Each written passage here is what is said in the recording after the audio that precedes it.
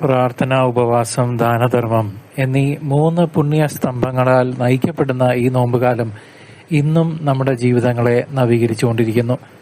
പ്രിയ സഹോദര സഹോദരി, 33-ാം ദിവസമായ ഇന്നത്തെ നോമ്പുകാലത്തിലെ പുണ്യദിനത്തിലേക്ക് നാം പ്രവേശിക്കുമ്പോൾ കുരിശുമരണത്തിന്റെ നിഴൽ വീണ പാതയിൽ സത്യത്തിന്റെ വെളിച്ചം നമ്മെ തേടിയെത്തുന്നു. പാപത്തിന്റെയും അന്ധകാരത്തിന്റെയും ബന്ധനങ്ങളിൽ നിന്ന് മോചനം നേടാൻ തിരുസഭ നമ്മെ ആഹ്വാനം ചെയ്യുന്നു. അനുതാപത്തിന്റെ കണ്ണുനീരിലൂടെ ഹൃദയം കഴുകി വെടിപ്പാക്കുമ്പോൾ ദൈവത്തിന്റെ കാരുണ്യം നമ്മിലേക്ക് ഒഴുകിയെത്തുന്നു. കപടമായ ലോകത്തിൽ ക്രിസ്തുവിന്റെ സ്നേഹം മാത്രമാണ് ശാശ്വതമായ സത്യമെന്ന് നാം തിരിച്ചറിയണം.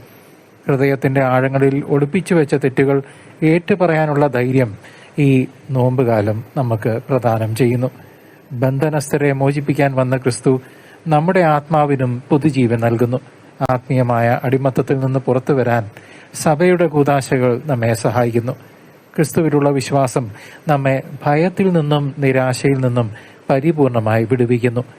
ദൈവഹിതത്തിന് കീഴ്വഴങ്ങുന്ന മക്കളായി മാറുമ്പോൾ സത്യത്തിന്റെ പാത നമുക്ക് മുൻപിൽ തെളിയുന്നു. ലോകം നൽകുന്ന നശ്വരമായ സുഖങ്ങളല്ല, പ്രത്യുത കർത്താവായ യേശു നൽകുന്ന ആത്മീയ സ്വാതന്ത്ര്യമാണ് നാം ലക്ഷ്യം വെക്കേണ്ടത്. വിശുദ്ധ യോഹന്നാന്റെ സുവിശേഷം 8:32 വചനം ഇപ്രകാരം പറയുന്നു: നിങ്ങൾ സത്യം അറിയുകയും സത്യം നിങ്ങളെ സ്വതന്ത്രരാക്കുകയും ചെയ്യും. വചനത്തിന്റെ ഈ പ്രകാശം നമ്മുടെ ജീവിതത്തിലെ ഓരോ അന്ധകാരത്തെയും നീക്കം ചെയ്യുന്നു. വഞ്ചനയുടെയും അസൂയയുടെയും കെണികളിൽ നിന്ന് സത്യം നമ്മെ കാത്തു സൂക്ഷിക്കുന്നു.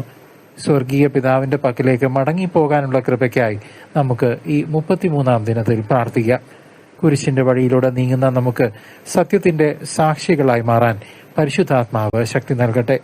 ഈ വലിയ നോമ്പ് നമ്മുടെ ആത്മാവിനെ ശുദ്ധീകരിച്ച് സ്വർഗീയ സന്തോഷത്തിനായി ഒരുക്കുന്നു. അവിടുത്തെ കരുണയിൽ ആശ്രയിച്ച് നമുക്ക് പ്രത്യാശയോടെ മുന്നേറാം. ദൈവിക സ്നേഹത്തിന്റെ പൂർണ്ണതയിൽ നാം എന്നും സ്വതന്ത്രരായിരിക്കും. സർവശക്തനായ ദൈവം, പിതാവും പുത്രനും പരിശുദ്ധാത്മാവും നിങ്ങളെ സമൃദ്ധമായി അനുഗ്രഹിക്കട്ടെ. ആമേൻ.